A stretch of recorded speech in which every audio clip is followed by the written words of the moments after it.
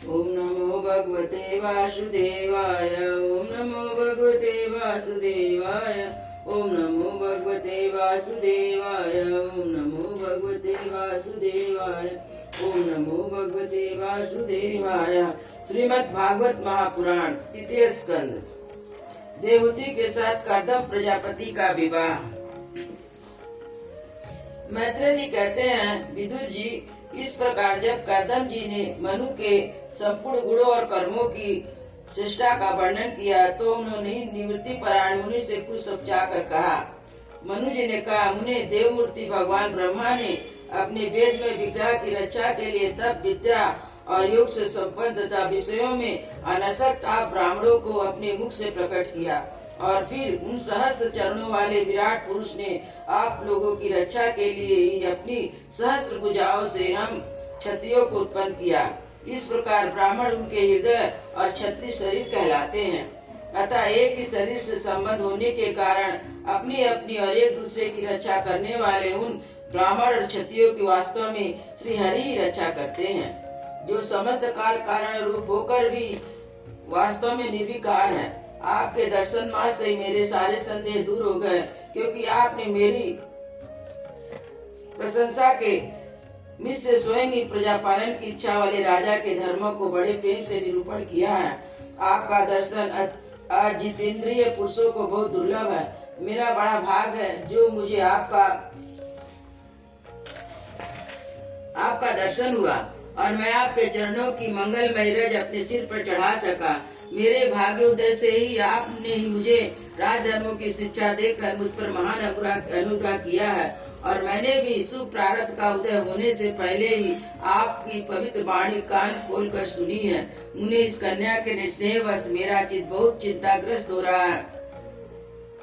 अतः मुझ दिन की यह प्रार्थना आप कृपा पूर्वक सुने। यह मेरी कन्या है जो प्रियव्रत और उत्तानपाद की बहन है। अवस्थाशील गुण आदि में अपने योग पति को पाने की इच्छा रखती है। जब से इसने नारद जी के मुख से आपके शील, विद्या, रूप, आयु, गुणों का वर्णन सुना है, तभी से आपको अपना पति बनाने का निश्चय कर चुकी है। दुष्वर मैं बड़ी श्रद्धा से आपको यह कन्या समर्पित करता हूँ। आप इसे स्वीकार कीजिए। यह गृहोचित कार्यों के लिए सब प्रकार से आपके योग है। जो भोग स्वतः प्राप्त हो जाए उसकी अवहेलना करना विरक्त पुरुषों को भी उचित नहीं है। फिर विषय शक्ति की तो बात ही क्या है। जो पुरुष स्वयं प्राप्त हुए भोगों का निरादर कर फिर किसी कृपण के आगे हाथ पसारता है, बहुत उसका फैला हुआ यश भी नष्ट हो जाता है और दूसरों को तिरस्कार से मान भंग भी होता है। विद्वान, मैंने सुना है कि आप विवाह करने के लिए उद्धत है। आपका ब्रह्मचर्य एक सीमा तक है।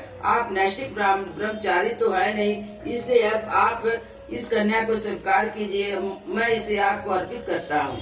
कर्दम मुनि ने कहा, ठीक है, मैं विवाह करना चाहता हूँ, पर आपकी कन्या का अभी किसी के साथ वाग्दान नहीं हुआ, इसलिए हम दोनों को सर्वश्रेष्ठ ब्राह्य विधि से विवाह होना उचित होगा। राजन, वेदोक्त विवाह विधि में प्रसिद्ध जो गृहव्यामी से इत्यादि मंत्रों में बताया हुआ है, वह आपकी इस कन्या के साथ हमारा संबंध होने में सफल होगा। भला जो अपनी अंग कांति से आभूषण आदि की शोभा को भी तिरस्कृत करेंगे, आपकी उस कन्या को कौन आदर ना देगा।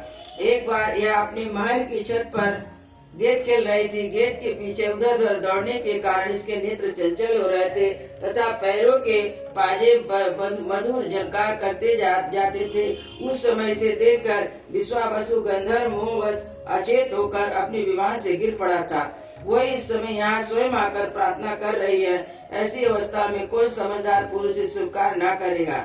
यह तो साक्षात आप महाराज श्री स्वयंभू मनु की दुलारी कन्या और उत्तानपाद की प्यारी बहन है। यह रमणियों में रत्नों के समान है। जिन लोगों ने कभी श्री लक्ष्मी जी के चरणों की उपासना नहीं की है, उनमें तो इसका दर्शन भी नहीं हो सकता। अतः मैं आपकी साध्वी कन्या को अवश्य स्वीकार करूंगा, किंतु एक शर्त के साथ। जब तक इसके संतान ना हो जाएगी तब तक मैं गृहस्थ धर्मानुसार इसके साथ रहूंगा। इसके बाद भगवान के बताए हुए संन्यास प्रधान, हिंसा रहित, सम, दम धर्मों को आदि तो महत्व होगा, जिससे इस विचित्र जगत की उत्पत्ति हुई। इसमें यह लीन हो जाता है और इसमें आश्रय से यह स्थित है। मुझे तो ये प्रजापतियों के विपत्ति भगवान श्री अनंत ही सबसे अधिक मान्य है।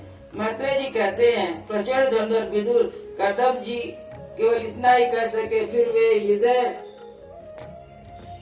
हृदय में भगवान कमल नाभ का ध्यान करते हुए मौन हो गए। उस समय उनके मंद हासित मुख कमल को देखकर देवती का चित्त लुभा गया। मनु जी ने देखा कि इस संबंध में महारानी शत्रुपा और राजकुमारी की स्पष्ट अनुमति है तथा उन्होंने अनेक गुणों से संबंध कर्दम जी की उन्हीं के समान गुणवती कन्या का प्रसन्नता पूर्वक दान कर दिया।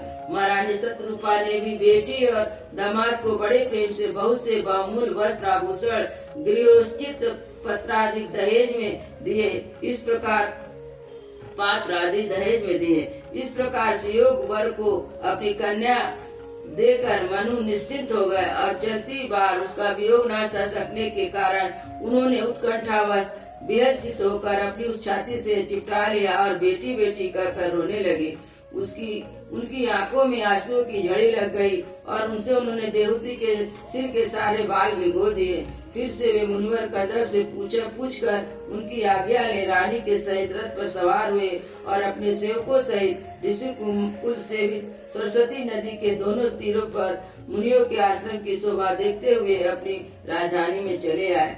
जब ब्रह्मावर्त की प्रजा को यह समाचार मिला कि उनके स्वामी आ रहे हैं, तब वहाँ अत्यंत आनंदित होकर स्तुति गान बाजे गाजे के साथ अगवानी करने के लिए ब्रह्मावर्त की राजधानी में बाहर आए। सब प्रकार के संपदाओं से युक्त बहिष्मती नगरी मनु जी की राजधानी थी, जहाँ पृथ्वी को रसातल से ले आने के पश्चात शरीर कपाते समय श्री ब्रह्म भगवान के रोम झड़कर गिरे थे। वह रोम निरंतर हरे भरे रहने वाले कुश काश हुए, जिनके द्वारा मुनियों ने यज्ञ में विघ्न डालने वाले दैत्यों का तिरस्कार कर भगवान यज्ञ पुरुष की यज्ञों द्वारा आराधना की। महाराज मनु ने भी बरा भगवान से भूमि रूप निवास स्थान प्राप्त होने पर इसी स्थान में कुश और काश की चटाई बिछाकर श्री यज्ञ भगवान की पूजा की थी। जिस बाहिष्मती पुरी में मनु जी निवास करते थे, उसमें पहुंचकर उन्होंने अपने त्रिताप नाशक भवन में प्रवेश किया। वहाँ अपनी भार्या और संतति के सहित वे धर्म अर्थ और मोक्ष के अनुकूल भोगों को भोगने लगे। प्रातः काल होने पर गंधर्वगण अपनी स्त्रियों सहित उनका गुणगान करते थे, किंतु मनु जी उसमें आसक्त न होकर प्रेम पूर्वक हृदय से श्री हरि की कथा ही सुना करते थे। वे इच्छानुसार भोगों का निर्माण करने में कुशल थे, किंतु मननशील और भागवत परायण होने के कारण वे भोग ने किंचित भी विस्तृत नहीं कर पाते। भगवान विष्णु की कथाओं का श्रवण ध्यान रचना निरूपण करते रहने के कारण उनके मंत्रों को व्यतीत करने वाले क्षण कभी व्यर्थ नहीं जाते थे। इस प्रकार अपनी जागृत आदि तीनों अवस्थाओं अथवा तीनों गुणों को अभिभूत करके उन्होंने भगवान वासुदेव के कथा प्रसंग में अपने मन मंत्रों के 71 चतुर्युग पूरे कर दिए। व्यास नंदन विदुर जी, जो पुरुष श्री हरि के आश्रित रहता है, उसे शारीरिक मानसिक दैविक मानसिक तथा भौतिक दुख किसी प्रकार कष्ट पहुंचा सकते हैं। मनु जी निरंतर समस्त प्राणियों के हित में लगे रहते थे। मुनियों के पूछने पर उन्होंने मनुष्य तथा समस्त बड़ आश्रम के अनेक प्रकार के मंगलमय धर्मों का वर्णन किया है, जो मनु संहिता के रूप में अभी उपलब्ध है। जगत के सर्वप्रथम सम्राट महाराज मनु वास्तव में कीर्तन के योग्य थे। यहाँ मैंने उनके अद्भुत चरित्र का वर्णन किया है। अब उनकी कन्या देवती का प्रभाव सुनो। मनुस्मृति में 8 प्रकार के विवाह का उल्लेख किया गया है, जैसे ब्रह्मा, दैव, आर्ष, प्राजापत, असुर, गंधर्व, राक्षस और 50। इनके लक्षण वही तीसरे सियावर रामचंद्र की जय। अयोध्या श्री रामचंद्र की जय। वृंदावन बिहारी लाल की जय। सद्गुरु महाराज की जय।